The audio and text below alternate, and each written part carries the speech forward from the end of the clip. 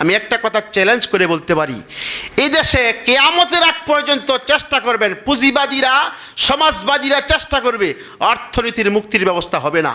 যদি অর্থনৈতিকভাবে মানুষ মুক্তি পেতে চায় তাহলে ১৫০০ বছর আগের মুহাম্মদ আরবি সাল্লাল্লাহু আলাইহি সাল্লামের দেওয়া যাকাত ভিত্তিক অর্থনীতিকে গ্রহণ করতে হবে। যাকাত ভিত্তিক অর্থনীতি গ্রহণ না করলে কিয়ামতের আগ পর্যন্ত অর্থনৈতিক একটা সমস্যা আছে না, এই সমস্যার সমাধান হবে না। আজকের কিছু সুশীল আছে, তারা ক্যাপিটালিজম আর সোশ্যালিজম, পুঁজিবাদ আর সমাজবাদকে প্রমোট করে, ইসলামী অর্থনীতিকে তারা মূল্যায়নই করে না।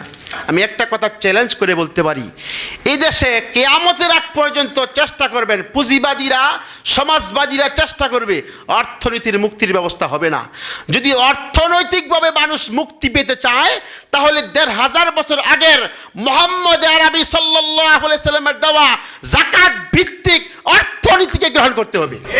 যাকাত ভিত্তিক অর্থনীতি গ্রহণ না করলে কিয়ামতের আগ পর্যন্ত অর্থনৈতিক যে একটা সমস্যা, অর্থনৈতিক একটা সমস্যা আছে না, এই সমস্যার সমাধান হবে না।